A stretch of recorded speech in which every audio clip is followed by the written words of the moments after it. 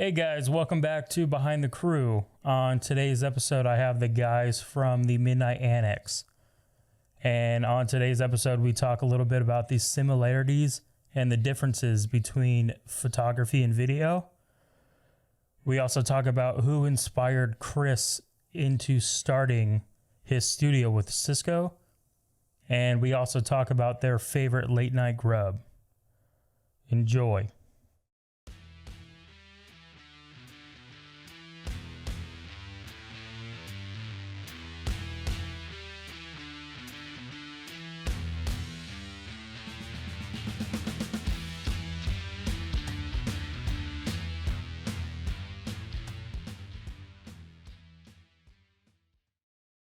Can you guys start with your names and your occupation? What do you do?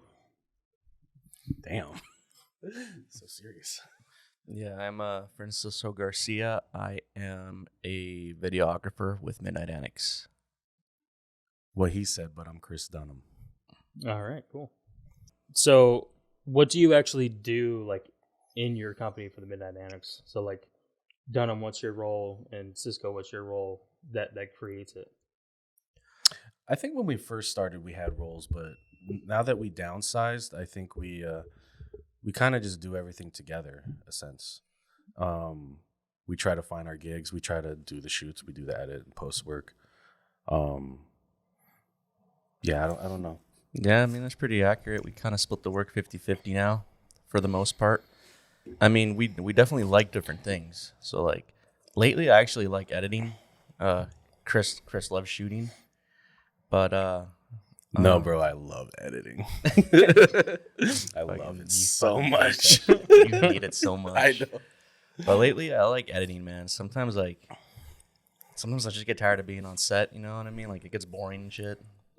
Oh, really? Because that's the opposite for most people. Really? I feel like I'm waiting around most of the time when I'm shooting. Well, yeah, that's true. You are waiting around a lot. But editing, I can't. I hate editing. So I think there's like pluses and negatives to both sides. Like negative, one plus for editing is that like a lot of it, you get to do whatever the fuck you want until you're editing, really.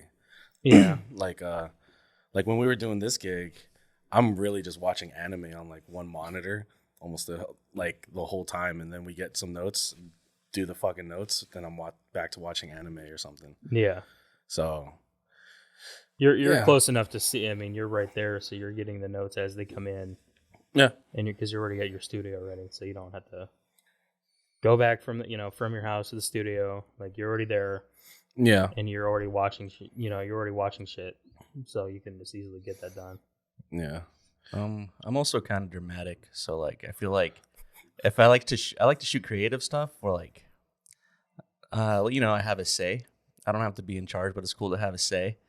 But if I'm shooting for someone else, I'm definitely like, I'm just a corporate fucking slave. And corporate work sucks, bro. Yeah. It pays. Don't get me wrong. It pays, but corporate work sucks. There's nothing fun about it. I mean, I feel you. I do. I've done a couple corporate gigs. I've been I'm in the union. So like every time I get a job from the union, it's always like conventions or theater work. And they're always telling you what to wear and how to look, and like, whack. I turn down jobs because of that. Is there any gigs that you do turn down that you're like, shit, maybe I shouldn't have? Like you find out how much it pays and stuff, or like you find out what it is, like if it's like the Grammys or some shit? No, I wouldn't even do that. No, I wouldn't do the Grammys now. Oh, but man. No, off the top of my head, I don't think I can think of anything that I've done the shucks.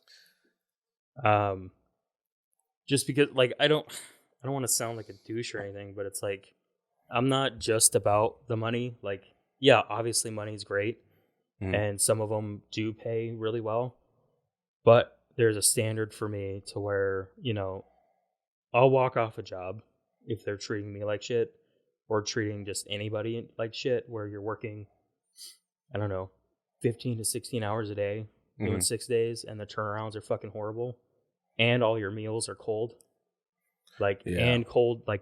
You're for one, you're getting McDonald's, which is already a shit. It's usually second lunch. And it's an hour into your lunch that's already late and it's cold.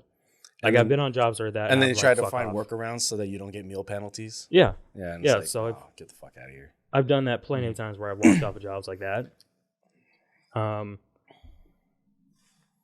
But yeah, because they're always telling me like, well, yeah, but the pay, like you're getting all that overtime though. But it's like, I don't give a fuck about the overtime. I'm getting treated like shit where I'm working 4 hours, like I'm getting 4 hours of sleep. Yeah. And I'm driving home. You guys are staying at the hotel. Yeah. I have to drive home.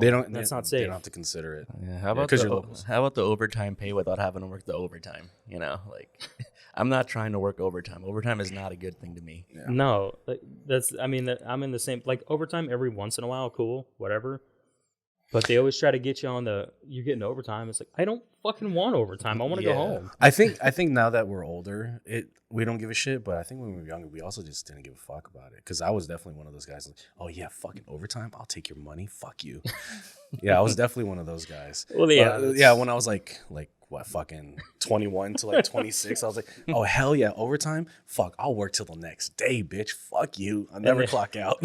And then you're in your head trying to calculate all the hours that you're getting. Oh, definitely. I definitely like took notes. Like, okay, I clocked in here. Fucking, I didn't check out here. And then I did the math and was like, I get all this double time pay. Fuck yeah, this is great. I still don't know because I know you don't do much. I mean, I know you have, but you don't do much of not actual production because you still do production, but like TV shows or like stuff like that. I know you haven't done much of that. No, not really. You've done it. I'm just saying, like, you haven't done much as of, like, him or me. I still can't get the calculator right in my head of, like, you get the day rate, and then they give you an hourly, and then you're like, yeah, what's the day rate? And they're like, we're giving you hourly. And it's like, yeah, I know that, but what does the day rate equal out to? Because I don't know if they're doing, like, straight 8 hours, and then there's the 2 hours of that, of time and a half, and then the 2 hours of double pay. Yeah. Like... I know it sounds easy when I just said it like that. Which is actually, that's what it is. For some reason, like, you know how bad I am with math. Yeah. We had that whole 2 hour on the phone conversation about that thing. But you do that, and then you have to type in if you are getting overtime after the 12, and then you're getting if you're getting meal penalties. Like, because every production is different when it comes to the pricing of their meal penalties. So it's like at a certain point, I'm just like, I don't know what I'm doing. Just give me the rate and whatever my check is. Honestly, anytime I got confused from that stuff, I would just talk to production manager. Like, yeah, because I think it was Columba that like broke it down for me. I can't remember who it was, but she knows that a lot more. I think it was her. I'm not sure anymore. It might have been Serrano. I'm not sure anymore. Oh, okay. But it was someone on Fighter broke it down for me. This is the 8 hours. Then you get the 2 hours for time and a half, and then you get the 2 hours for 12, and then any other overtime you add that as well. Those are the double pay for those hours. Yeah, I know how simple it seems when people talk about it, but my brain doesn't work like that. But now that we're talking about our past a little bit, try to break it down in like groupings. So like, the first group is 8, then the next group is 2, and 2, and then 2, and then that 2 can change to 3 or 4, depending on how long the production runs for. Oh, with the overtime on the double pay one, the last 2, the ads of the 2. Okay. Yeah, I mean, you could say that they know how much they're gonna pay you anyway. So why don't they just give you that number? Yeah. Like they have a pretty good idea of whether or not it's gonna go overtime or not, or they can give you a no overtime rate and then the one if it does. You know what I mean? Like, yeah, that'd be nice. Yeah, but there's some productions that will definitely try to skimp you on that shit. They definitely don't want to.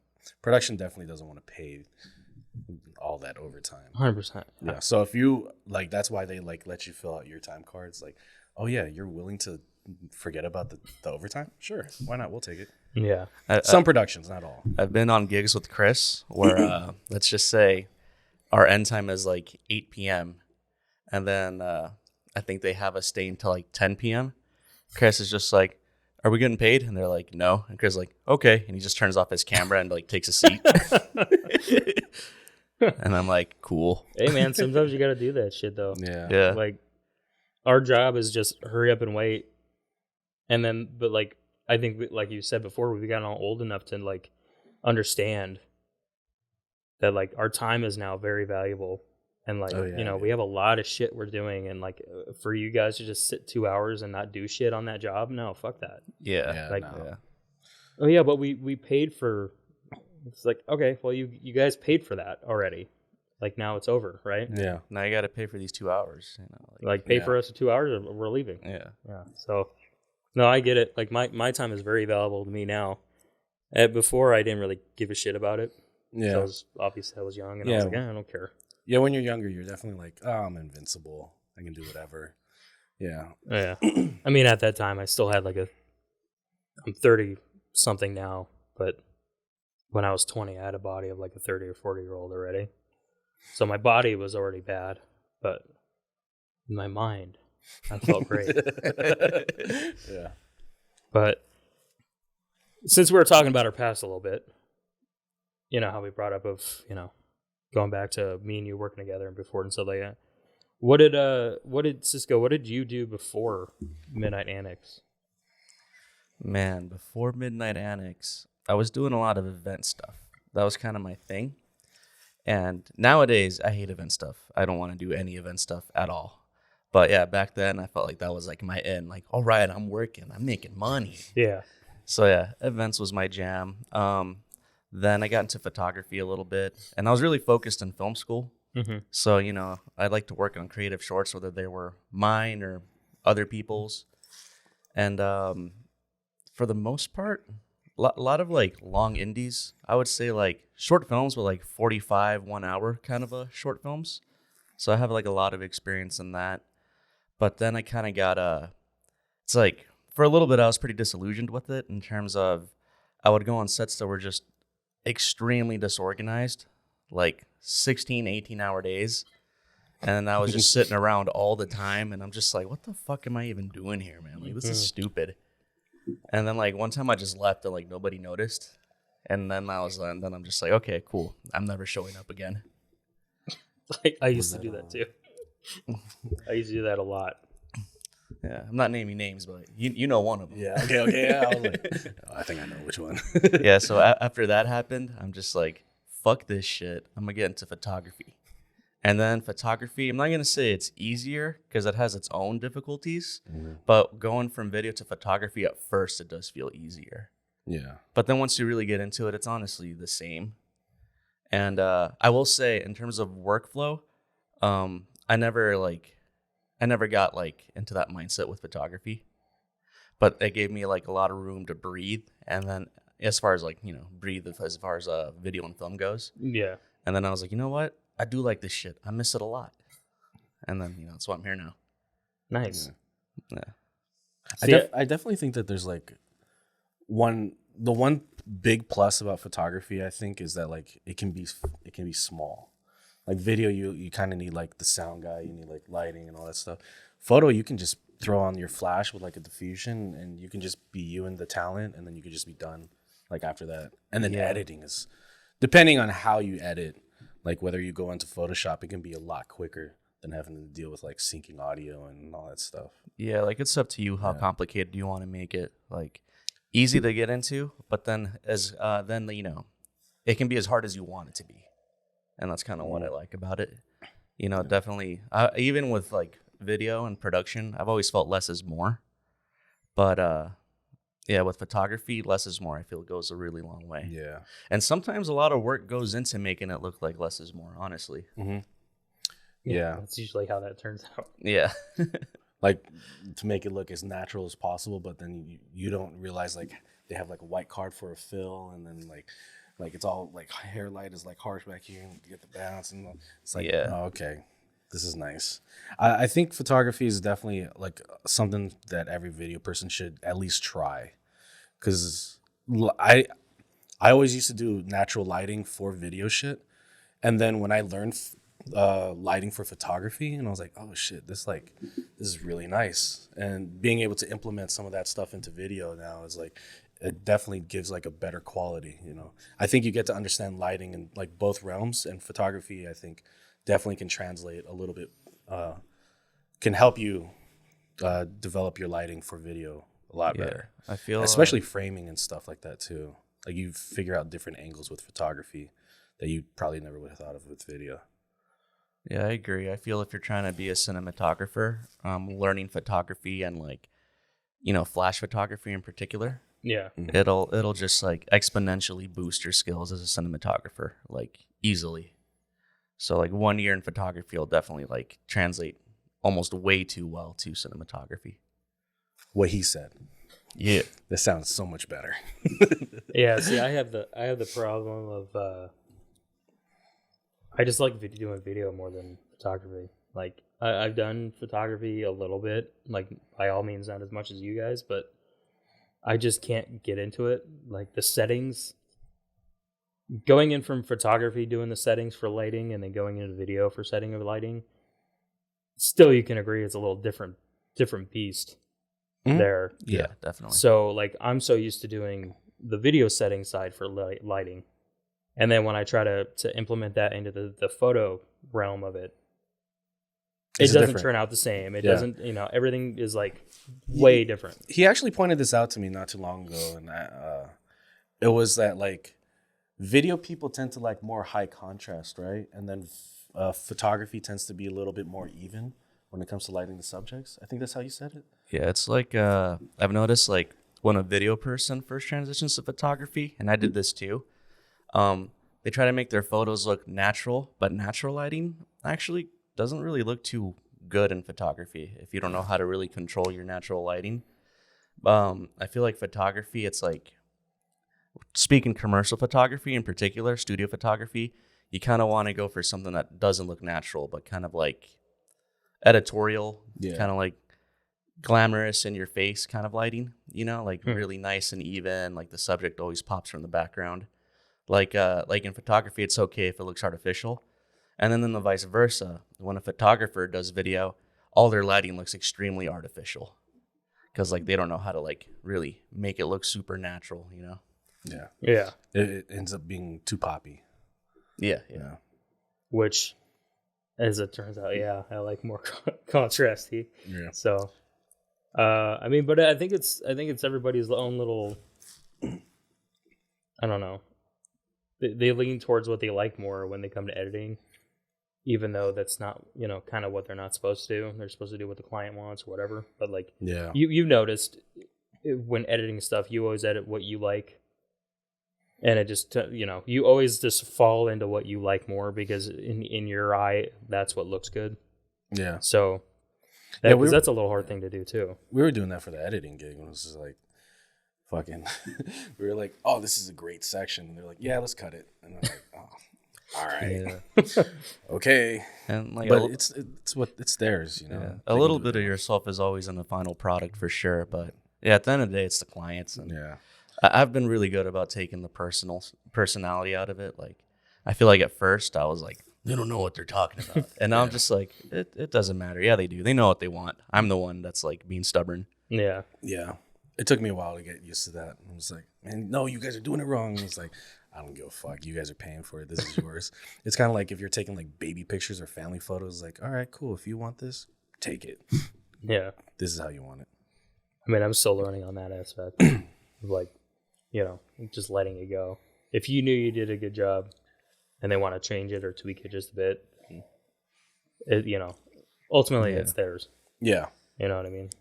And I also think about like if I was the one paying somebody like myself at the same rate, I'd be like, I would want it to be my way, and I would want it to look good. Yeah. Yeah. Nah, yeah, I agree. Can you explain, Dunnam, what you did before Annex? Production wise, right? Yeah, before you and Sisco created it. Shit.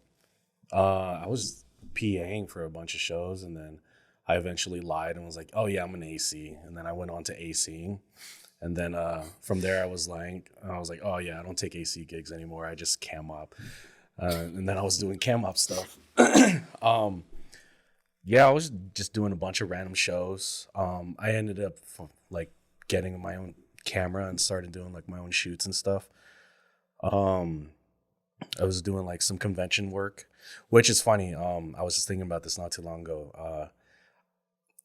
I used to do like those conferences, like where people were talking and stuff like that, and then they have like all these people come in from out of town and stuff. Oh yeah. back then when I first started, I didn't know you were supposed to edit those together. I literally just delivered like raw clips and was like, here you go.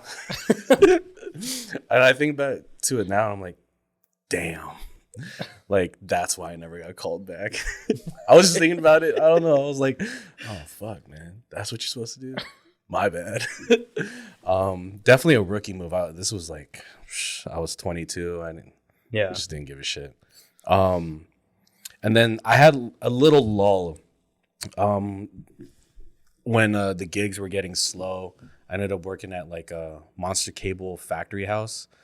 I was on a shipping line where I would like take like I think one of the clients was Beats headphones. I was one of the inspectors, so I would like unpackage all these Beats headphones and inspect them, and then put them back together in the box and then repackage them to get sent out. Or if they were damaged, then we had a pile to put them on, and I was one of those guys. And then, yeah, that's an airplane.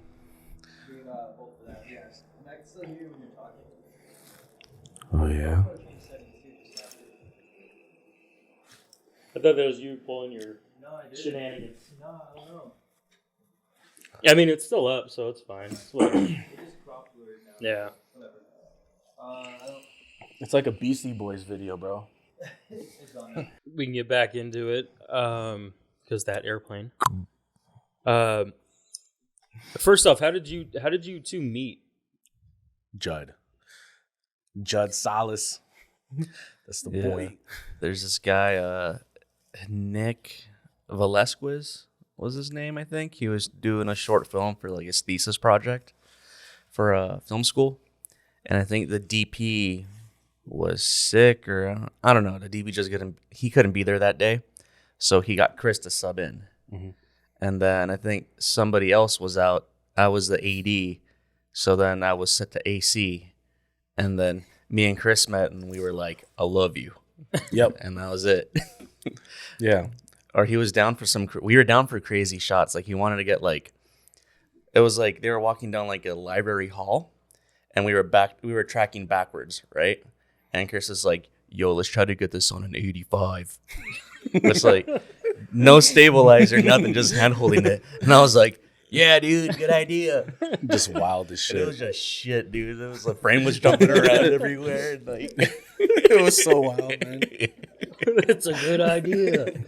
Yeah, dude. Wide open, dude. 1.4. Everything's out of focus. Shit. Hell yeah, dude. Yeah. Oh, man. Yeah, we're just like the bokeh. It looks great, man. It's supposed to look that way, man. Yeah. Artistic vision. Yeah, art. Man. It's wild. It's Hunger Games. It's meant to look like that. Yeah. Well, that's cool. I didn't know that part. Yeah. That was one question that I wanted to know that I didn't know. And then we so just far. clicked, man. I still have pictures actually from that set when we first met. Yeah, we have pictures from that day. Yeah. Nice. Yeah, that's when you had you were rocking the bandana like over your hair and shit. Yeah. And then I was in a phase where I was rocking like cut off sleeve flannels. So obviously we were cool as fuck. Oh, we sounds still like cool. it. We still sounds cool. like it. Yeah, it's Even back in the day. Yeah, we're just a little more subtle. I used to skateboard on set, you know, like I was a free spirit. Yeah. So you got introduced by Judd, mm-hmm. and then you guys met, and then how long did it take for you guys to finally get Midnight Annex, and how did you think of the idea to create Midnight Annex? What was the thought process on that? We were initially doing a group before Midnight Annex. It was with our buddy Brian and Mia. You remember that? Yeah, yeah. And I don't remember how that even like ended, but it didn't even start off well because I think we were doing like the 48, and then I can't remember. I think Brian was doing something else, and I think this is around the time when you were working at CSN. Yeah, I'm not sure anymore. But we were actually trying to start a company a long time ago, and then I think I went back to Fighter. And then Drew, rest in peace, he was like, Dunnam, get out of here. Stop stop working for someone else. Like, he was telling me that, like, I'd be much better off, like, working for myself, trying to create my own content instead of working for the TV shows where I'm making other people's shit. Like, he was telling me that there's basically just get out of production, do it for myself. And I was like, all right, cool. I took it to heart. I left, and then it took me a fucking year to come up with Midnight Annex, the name. But then off the top of my head, I was like, gotta get this motherfucker. So I reached out to Sisco, and then we were putting the group together. And when the fuck did we create Midnight Annex? I think I started talking about it like 2018. Yeah, I think so. 2018. And then going back to like that first group Chris mentioned, I remember, and it didn't come through, but I feel like we aimed too high because it's like, you know, we're new at it, so we didn't really know how shit works. Yeah. So we were looking at this studio over on Main Street. Oh, man. I think it's like, it might be Waves now, or it's like some like psychedelic like tie-dye store now. But anyway, I think it was like, dude, it was $8,000 a month or something. Oh yeah. So, this place was a downstairs commercial space, and then upstairs residential. It was perfect. It had like 4 bedrooms, which the 4 of us could have lived in, and then we could have worked downstairs. But downtown was being rejuvenated. They were fixing up downtown, and it was announced throughout the city. So our rent initially was going to go for I think it was $4,000 a month, and then it spiked up to 10. And then from there, we were just like, nope, fuck you, because it was going to be $10,000 a month for us to be there. And then we were just young. We didn't have any money, and it was just like, this isn't going to happen. It would have been great, though. That would have been a nice spot. $10,000 for that? Yeah. Damn. And I think at first we're like, oh, we could do that. Like, nah, man, what the fuck? But we were like, yeah, maybe. There's 4 of us we each bring in. Yeah. But I was very optimistic. yeah. I I wouldn't have lived there though. I've always been separating work and home. Probably have an office in there though upstairs. But yeah, I couldn't live where I work. That's like my nightmare. Yeah, I think if I were with you guys on that one, I probably would have just had my one room be my studio, my little baby studio. Yeah. Where I get all my shit, like have all my gear and all that stuff. And if I want to sleep there, yeah, that's cool. But yeah, no, I can't. I can't sleep where I work. If you're doing like another 48 thing and you're like, pass the fuck out right here. Yeah. And then wake up and you'll be good. Yeah. Yeah. He's laughing. Producer laughed. Just a fucking snitch for that one, dude. Damn, you know what? I am a snitch. Fuck. I'm sorry, Jordan. I didn't mean to snitch on you over there. I mean, I can see him right here. So, so when you guys broke off of your original crew, My Traco. did you, and then you started Midnight Annex, like, you obviously, you guys were the OGs. Did you have any others that you hired on to the team, or was it just you? I mean, was it just you guys still? It was kind of like a trial and error, really. I mean, we had like other friends, involved, but just slowly over time, it's just like this person did their own, life happens, people grow apart. Like this person wanted to do their thing, he wanted to do his thing, she wanted to do her thing, kind of a situation. Yeah. It was pretty slow. And I mean that in a good way. As far as like, it just felt natural, like we were already working together beforehand anyway. So the next logical step would be to kind of like do it officially. Yeah. So yeah, I think it went from like, it must have been like, 8 people or something? It was something like that. It went from 8 people. Give or take. And then it went down to, once we got like a studio officially, that went down to 5. Yeah. And now we're down to 3, which sounds like it's a bad thing, but it's really not. Like everybody had their own vision. I mean, Jordan has his own vision. Like look at this studio and this podcasting stuff, and like, yeah, it's honestly for the best, like that's just how things are. Yeah, I mean, You guys still, I mean, but you guys still hit people up if you guys have something big going. Like, Yeah. if you Yeah. want to shoot Yeah. your own short, or if you have a client that, you know, needs Yeah, multiple bodies. there's no bad blood or anything like Yeah. that. No, everything is still like everything was like mutual, and Okay. supportive and stuff. Yeah, there was nothing bad blood about it. Yeah. Yeah, no. Can you each describe to me your worst gig that you've ever had, being it before Midnight Annex or with Midnight Annex?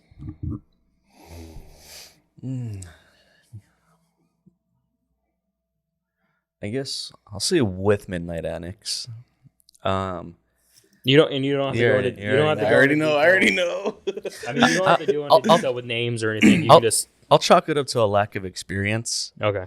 I should have said no to a lot of things, which I didn't say no to. When, you know, the appropriate time to say no is like during the initial stages, not when you're like 2 weeks from the deadline of a major project, you know?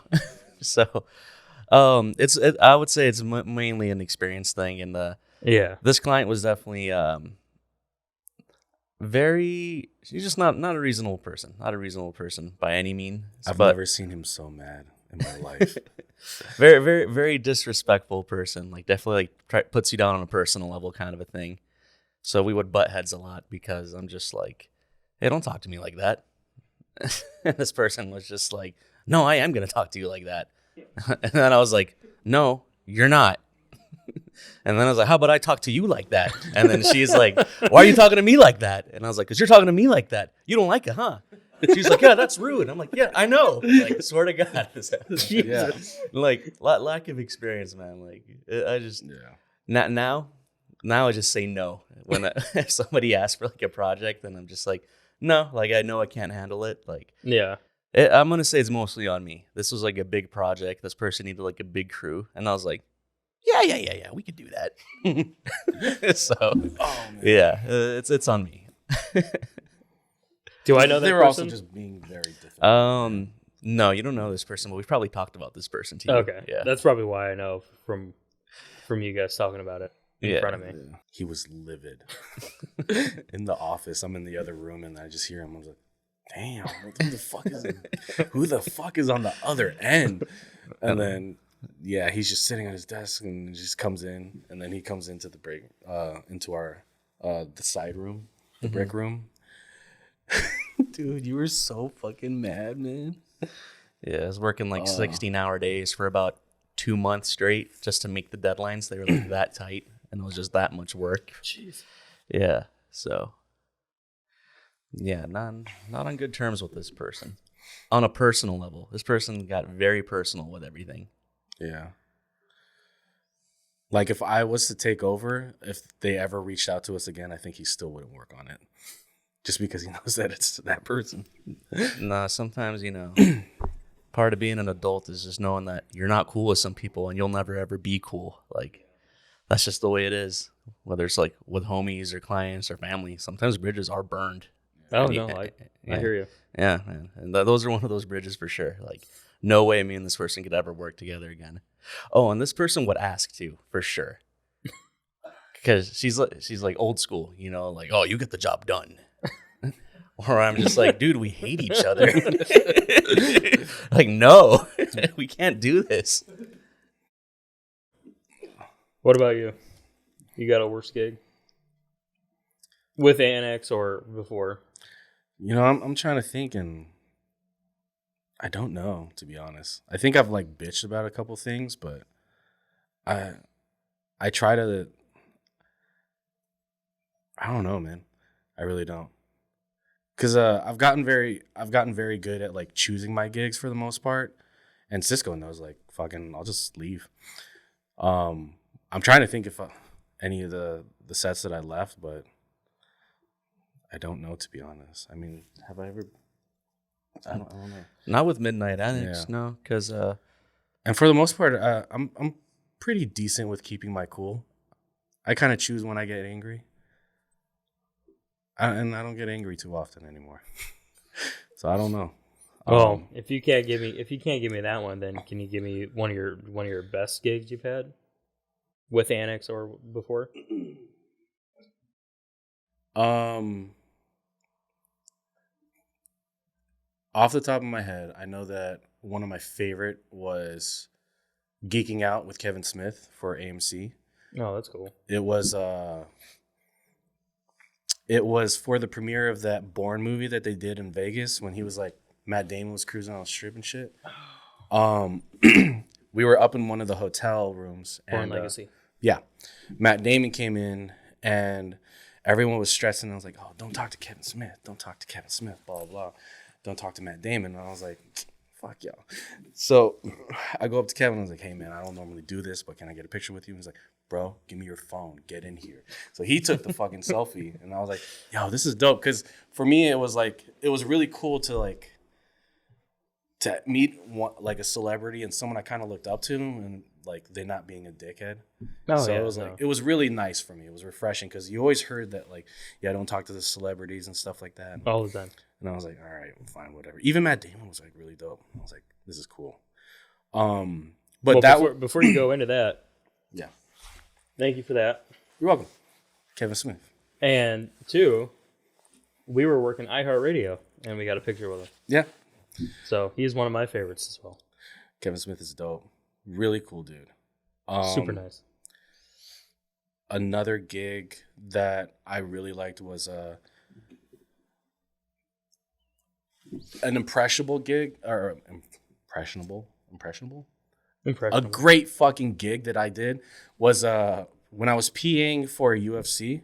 I talked to Drew about ACing, and then he told me to come down to the cast house on one of my days off, and Khalili just set me up with the Aria Mira, and Jesus, he was just like, "Go ahead, shoot." It was one of the greatest moments ever because I was just this fucking like PA, not even AC, and I'm over here with the most expensive fucking camera on this goddamn set, right next to the pool on a hi-hat and a fucking like Canon long lens, and I'm just like shooting all the fighters. I'm like getting like B-roll for this backyard pool party. I'm like, this is dope. Like, this is great. I'm like fucking like learning about the camera and stuff like that, and it was just a really dope moment. I was talking to Khalili about it. Like with the camera and stuff like that, and yeah, it was dope. That was one of my favorite gigs that I got, or one of my favorite experiences. That's cool. Yeah. Then trying to think,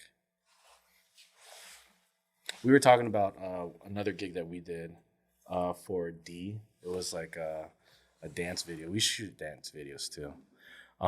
It was dope because we got this little garage warehouse and we were allowed to just be reckless with it. Like, we started setting things on fire. We were smashing bottles. We were smashing shit. And it was just a fun time for like us getting to hang out and just like shoot a bunch of slow-mo dance stuff and yeah, wreckage and shit. That's cool. Yeah. Yeah, man. That's all I got so far. It was a lot. That's it for now. What about you, Sisco?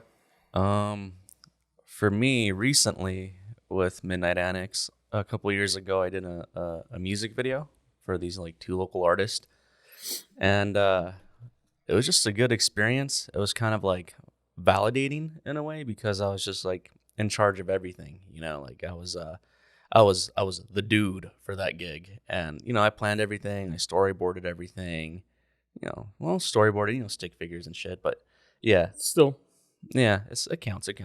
But yeah, planned everything, storyboarded everything. Like, I wrote the treatments and everything, and like planned it very accordingly. And like, we did 3 days of shooting, and there were short days. It was like maybe 4 6-hour days. 4 to 6 hour days, and it just went super smooth. Like, it couldn't have gone smoother in my head. And like, the artist, like, they're definitely like about their craft. These particular guys. So when we would shoot with them, their performance was like always good. Like, they didn't really need to warm up, which I feel is like, I'm not gonna say rare, but I feel like that's a sign of like a pretty good artist. Like, like that means they like rehearse like all the time. If it just comes, if their flows just kind of come naturally to them. And yeah, everything was done pretty well. The editing took longer than I anticipated, only because like my computer needs to be more powerful. And I thought I had a powerful computer, but then I got into like graphic effects, and that's when I was like, oh, okay, I need to upgrade my shit. But yeah, that was a good experience, and I was really happy with like the end product. They were happy with the end product. It was just a good experience all around. And then before Midnight Annex, a gig I really liked. It was like an acquaintance from film school was doing like his own short film, and I got to the point where I was wearing multiple hats. But I started out as an AC, I want to say, on that one. I forget. By the end of it, I was doing sound and AC and whatever. It was kind of those kind of indie sets. But, where multiple hat, jack of all trade. Yeah, because people that aren't about it drop out as the shoot goes on, and I'm just like, well, I'm about it. But it was cool to see, and that we got these really cool locations, and all this director did was ask. Like that was kind of like a learning experience.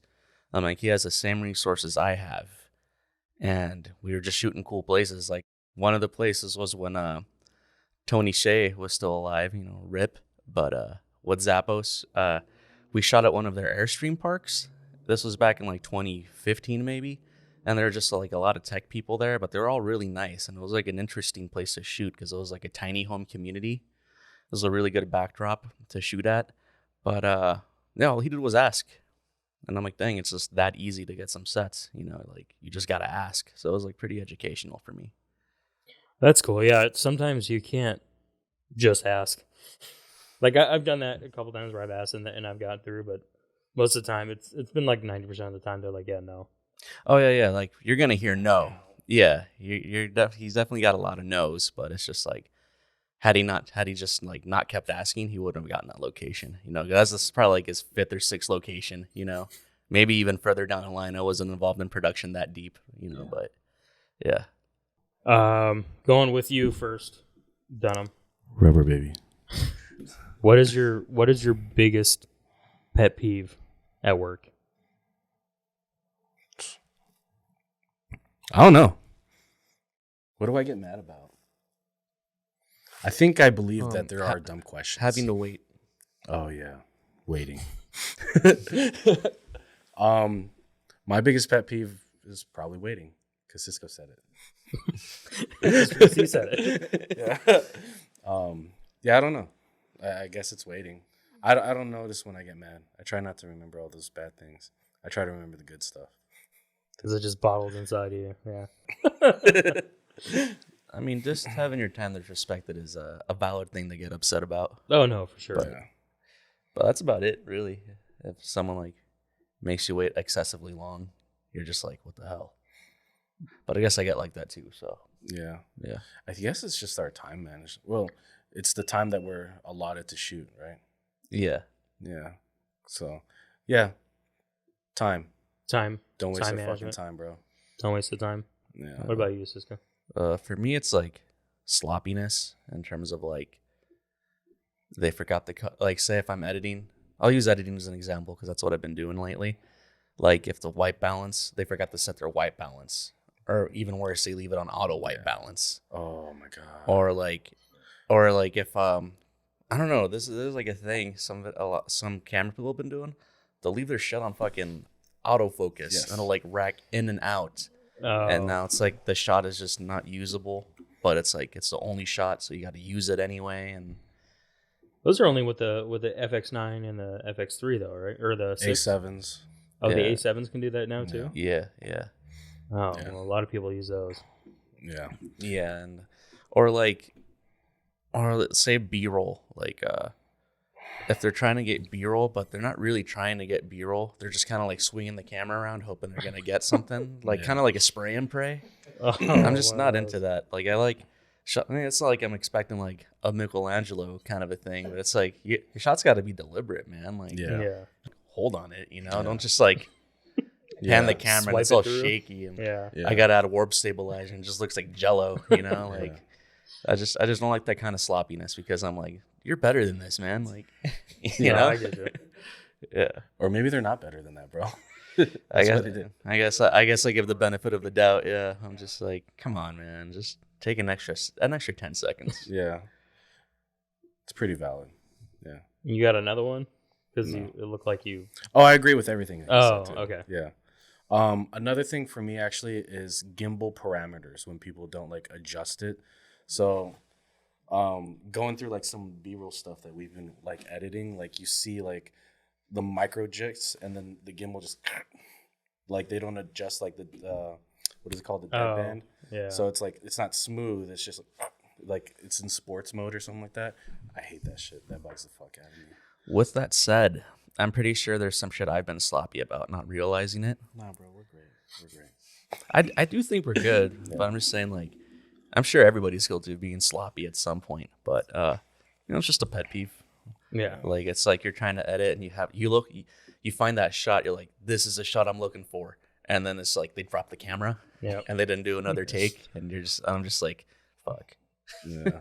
Yeah. We'll fix it in post. yeah, pretty much. Terrible, bro. Worst fucking line ever. Or like when the mic is too loud and they're just like, and I'm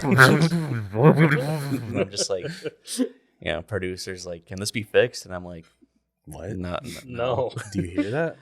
What sucks is like, I don't want to say no because I'm like, I would love for this to be able to be fixed, but I can't. They're just gonna have to ADR it. Yeah. No. That's the fix for you. Yeah. We've gotten way better at editing though, so Felt like 2 years. Jeez. It definitely felt like 2 years, bro. Yeah. Especially for you. He was Monday through Friday doing the fucking the project. Then Saturday, Sunday, he was still working the chapel. Yeah, I shoot weddings on the weekends, so I work pretty much 7 days a week for the most part. Those 10 months. Yeah. And at first, it definitely affected me in terms of like mental health. Like it's definitely getting burnt out. Yeah. And then I just adjusted my time management, and I got used to it. So, plus I guess. Yeah. Well, plus not a plus. It's not good to be working all the time, but I give you kudos for doing it because that was definitely a lot. I mean, that goes into another question I wanted to ask. How does being in this type of field fuck with your like personal life? Like lack of sleep, lack of, your food choices aren't always the best because it's always late night, you know what I mean? Or early morning. Yeah, like for me, insomnia already runs in my family. So there's definitely been a few times where I'm just awake for like 36, 48 hours. Like, and it's not the kind of thing where I'm just like staying up. Like I'll try to go to sleep and then the sun comes up and I'm just like, all right, I'm going to take a shower, start my day. Yeah. Like it happened recently too. And that's kind of how it's been affecting my sleep. But that might be due to poor time management, honestly. But that's just how I am. It's just the way that you deal with it and you're accustomed to it now because that's how I am. I've been in this business for, I think, 15 years now. And most of the jobs that I get are night jobs or overnights. Mm-hmm. So that's how my body is now. So like when I'm off and I try to go to bed at a reasonable hour, I just can't. Hey, you're just not wired for it. No, like I'll still stay up until like 3 or 4 in the morning. Yeah. My wife would get all pissed off about it. And then I'll wake up at like, I've been trying to do better about it, but waking up at like 10 is like the earliest that I can do it on a day off. Same. You know what I mean? Yeah. But like I try to go into that and I'll go to work at like 8 in the morning sometimes. It's fucking rough for me. The worst I'm not a morning guy. Same. I would say the worst part though is that like, I don't know if this is the same for you guys. I kind of like staying up late. Yeah, I do. Yeah. I love it. Like it's 2, 3 in the morning. I'm like, man, everyone's asleep. There's no expectations. Man, I'm a goof off.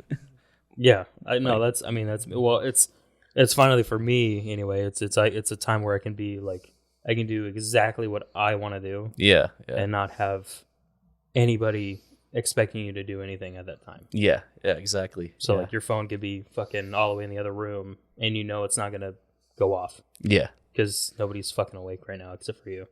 Mm-hmm. But I usually spend that time editing or playing video games or watching. Yeah, same. Watching repeats of the shows that I watch. The same shows. It's Dylan time during that time. Yeah. Yeah, I'm the opposite. I don't know how you guys do it. I'm waking up every day at like 6, 7 o'clock, sometimes even earlier. And you like that? I do. I like getting my day started early. When we had the old studio, I liked going to the gym beforehand and then like taking a shower at the studio and stuff. And then I liked being home at like 8 o'clock, fucking eating dinner. And then I'm like, oh, this is going to be a good sleep. Or if I was going out, then yeah, it was fine because then I felt accomplished, like I did a lot that day. I don't know. I can't sleep in like that. I also can't stay up too late like you guys. 2 o'clock, I'm like, nah. Bedtime's at 10. I mean, if you're waking up like 5 or 6 a.m. though, it's kind of the same concept. Yeah. The whole world's still asleep, so that's like your you time still. Yeah, you just have it In a sense, yeah. beginning of the day. Yeah. Yeah. So I give you guys kudos. I'm used to it, so it's not like it's something weird or new I'm trying. Yeah. I got one more question for you, and it's a big one. He had another question beforehand, didn't he? It was like other roles that we would want to do on set or something like that. Oh, yeah. If you weren't the role that you had now, what would you want to be? Like if you're an operator or you want to be a sound mixer or something? I think I would want to be like an AD or a production manager. I feel like I'm pretty confident in my like planning and coordinating skills. It's kind of like what I like to do. Like I feel like if you do those kind of roles like good, like and effectively, like the actual production should run pretty smooth for the most part. I mean, things always pop up, but I feel like if you do the pre-production really well, like it always translates to like a smooth production. Yeah. Because in that pre-production, it also allows you to like think of contingency plans, like backup plans, and like how you need to deviate just in case if you need to. Mm-hmm. Yeah. Yeah, that's a good one. I can picture you doing that. Yeah, because just from my experiences, I just hate sets that don't run well. Like it kills my love, for the craft. It fucking murders it. So. No, I get it. So now I'm just like, I want to do everything in my power to make sure that doesn't happen. Yeah. What about you? If I was to do it again, I'd go just into producing, actually. Between sound and producing. Sound is so dope. When they're done with the day, bro, they just hand their card off and bam, they're fucking out. It's the same as an operator. They just put the camera down and go. You gotta wrap up camera shit. That's what you have ACs for. Yeah. All right. Bougie motherfucker. I mean, you're trying to get out of the fucking role you came up on here. I would do sound. She's dope. I'm basing it off of like Rosalind's gig though. That was a fun gig actually. Hell yeah. He was like, "Oh, you guys are rolling." Click. Definitely producing though. I think I like the idea of like being able to tell that story and like kind of, I don't know, producing just sounds dope to me too. Yeah. Yeah, man. Just doing that. Last question. And I think it's a pretty fun one. Because I know all you guys so far, and I know how you guys are. What is your favorite late night grub? Oh shit, yeah, that is a good one. Let me think about this one. What do we eat the most? All right, so if I go with my go-to late night grub is definitely Del Taco. But if I'm trying to think of like my treat myself late night grub, like the culinary equivalent of like lighting candles and eating slop. That would be okay. A stromboli, bro. Oh yeah, just a greasy pocket of cheese, meat, and bullshit, and like that's like a treat. Like if I'm really trying to treat myself, I'm just like I'm gonna get a stromboli and I'm gonna get filthy with it. I lock all the doors and everything when it gets here. I'm gonna get filthy. Yeah. I go to my wife and I'm like, hey, make sure you call before you go home. Like, I feel a little bit ashamed of myself, but I'm just like, yeah, once I'm done. You gotta undo your button on your pants. Just lay down. Oh, bro, I change into sweatpants. There you go. That's yeah, dude. Sounds like you've been doing it for a while. You could say I'm a little bit experienced. So Stromboli del Taco. Yeah. What you got? A late night grub, right? Mm-hmm. Late night grub. Shit, I think mine is like Burger King, bro. I love me like a chicken sandwich. I always try to go there and I'm like, oh, that's a good looking burger. And then I bitch out and I'm like, just give me a chicken sandwich, please. But it's really fucking good now. Especially now they got like what's that called? The Royal King? The Royal Chicken Sandwich. That shit's spicy. But shit, if I'm trying to treat myself, shit, I'll probably go down to like Good Pie. That's the one that was by on Main Street, right? Good Pie. Yeah, Good Pie. Yeah, Good Pie. I'd get like maybe a couple slices from them. I consider that as treating myself because parking downtown's stupid, and trying to find parking there is a bitch. So yeah, Good Pie or Evil Pie? Good Pie. Good Pie I've heard of that is Evil Pie is like downtown over by where Insert Coins used to be. Yeah. Good Pie is down over on Main Street, across from Rebar, next to Velveteen. Velveteen Rabbit. Okay. Yeah. And, you took me there. Yeah, and Good Pie is better. Yep. I remember that one now. Forgot what we were doing over there, but and Pizza Rock, actually, the purple potato pizza. Fuck. Pizza Rock's over expensive. Not actually in Pizza Rock, but like the little window that they have. Oh, the little single. Single slice. Yeah, because that pizza by itself, I think, was like $47. It's too much for a pie, man. Yeah, I ain't paying that shit. So, where can people find you online for if they're trying to get work or just see what you do? They could find us on. They can find us on Instagram, just the Midnight Annex. We haven't been that active, but I mean, if people message us, we'll respond. Our website as well, themidnightannex.com. That's where they could find us, reach out, and everything. We're aiming to get active again on I guess not super active, but it's good to post some stuff every now and a while. Yeah. Because we haven't been active in I think over a year easily. Yeah. Actually, I think it's getting near 2 years. It could be. Man. Yeah. So that's not good. You definitely gotta show your work.